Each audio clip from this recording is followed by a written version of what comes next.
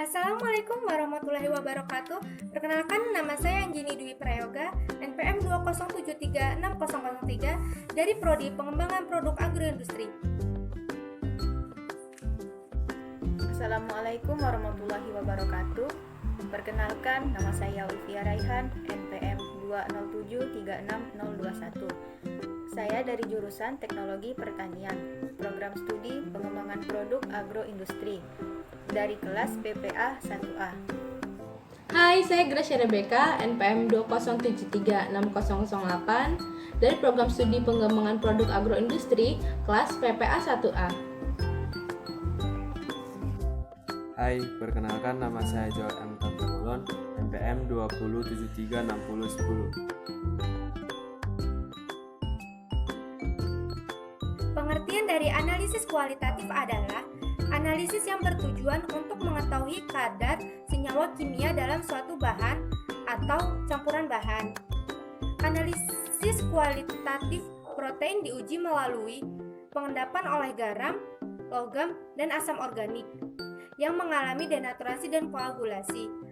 Pengertian dari denaturasi adalah perubahan atau modifikasi terhadap struktur sekunder, tersier, dan kuaterner pada molekul protein tanpa terjadinya pemecahan ikatan-ikatan kovalen.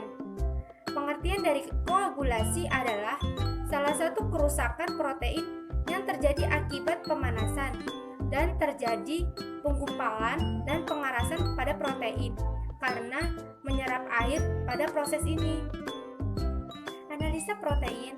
Protein adalah senyawa organik yang molekulnya sangat besar dan susunannya sangat kompleks serta merupakan polimer dari alfa asam-asam amino. Jadi sebenarnya protein bukan merupakan zat tunggal serta molekulnya sederhana, tetapi masih merupakan asam amino. Oleh karena protein tersusun atas asam-asam amino, maka susunan kimia mengandung unsur-unsur seperti terdapat pada asam-asam amino.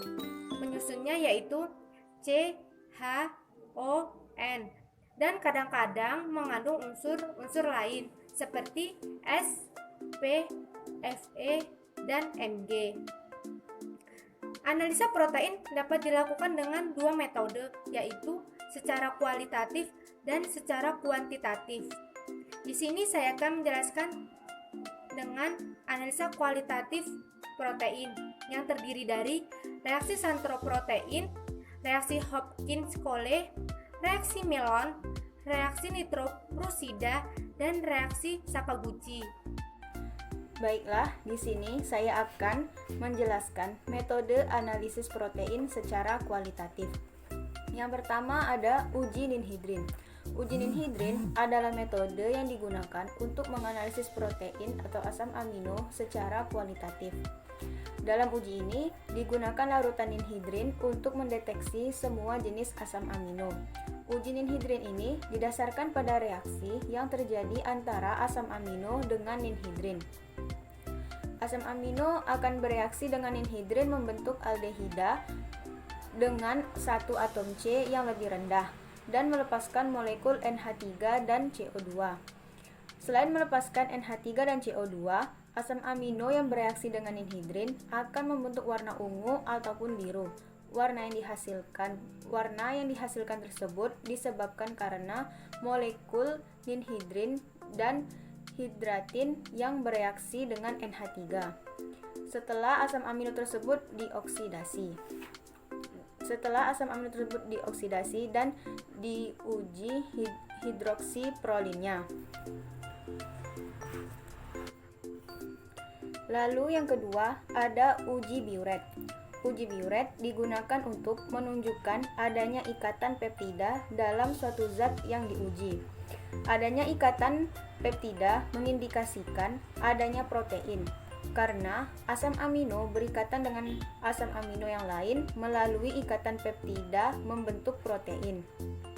Uji Biuret dilakukan pada komponen yang memiliki dua atau lebih ikatan peptida. CuSO4 akan bereaksi dengan NaOH untuk membentuk CuOH2 kali yang bereaksi dengan ikatan peptida membentuk senyawa kompleks berwarna ungu dalam kondisi basah. Reaksi akan menunjukkan hasil positif apabila terdapat ikatan peptida 2 atau lebih.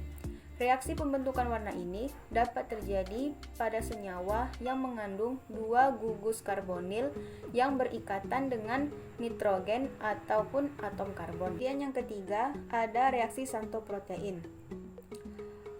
Cara kerjanya, larutan asam nitrat pekat ditambahkan dengan hati-hati ke dalam larutan protein. Setelah dicampur, terjadi endapan putih yang dapat berubah menjadi kuning apabila dipanaskan. Reaksi yang terjadi ialah nitrasi pada inti benzena yang terdapat pada molekul protein. Reaksi ini positif untuk protein yang mengandung tirosin, fenilalanin, dan triptofan. Jika kulit terkena nitrat berwarna kuning, hal tersebut terjadi karena reaksi Santo protein. Ya, kemudian yang keempat ada reaksi Hopkins-Cole.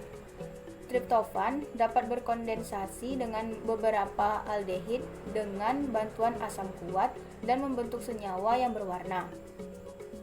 Larutan protein yang mengandung triptofan dapat direaksikan dengan pereaksi Hopkins-Cole yang mengandung asam glioksilat.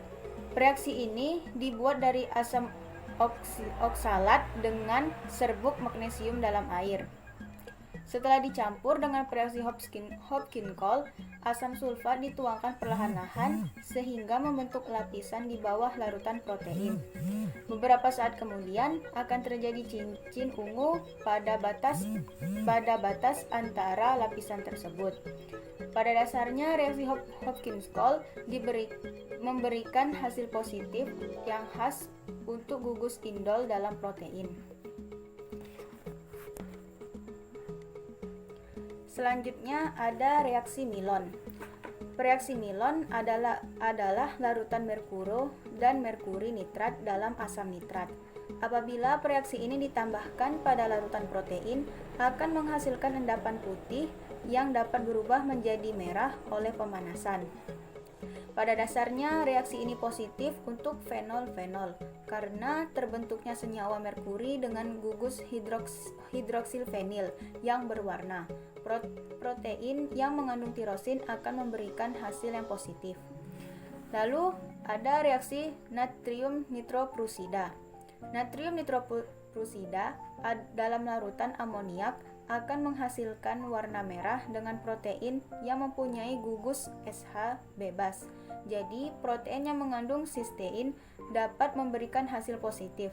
Gugus SS pada sistin apabila direduksi dahulu dapat juga memberikan hasil yang positif. Terakhir ada reaksi Sakaguchi.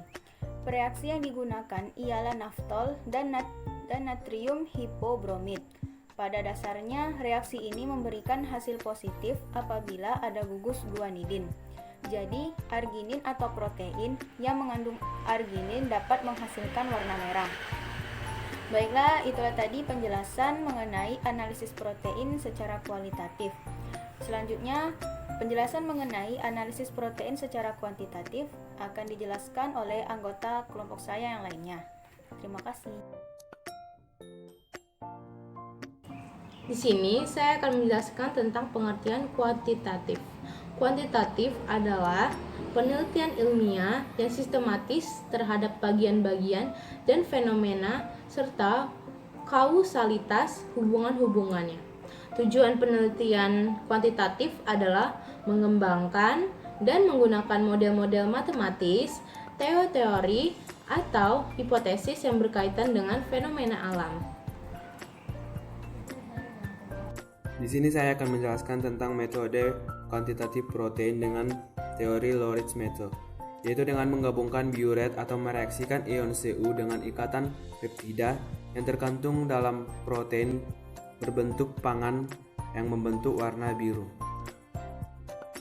Metode Lawrence tidak umum digunakan dalam analisa protein pada produk pangan, tetapi digunakan pada reaksi biokimia protein atau protein yang telah purifikasi atau isolasi. Keunggulan dan kelemahan metode kuantitatif dengan teori Lawrence method ialah keunggulan. Sangat sensitif atau 50-100 kali lebih sensitif dibandingkan biuret. Kedua, tidak berpengaruh adanya kekeruan sampel. Ketiga, sangat spesifik. Keempat, sederhana dan cepat. Kelemahan: variasi warna yang lebih beragam dibandingkan biuret pada protein yang berbeda. Kedua, intensitas warna tidak selalu sebanding dengan kadar protein. Yang ketiga, reaksi dapat dipengaruhi oleh sukrosa, lemak monosakarida, buffer, fosfat, amonium sulfat, komponen sulfhidrat.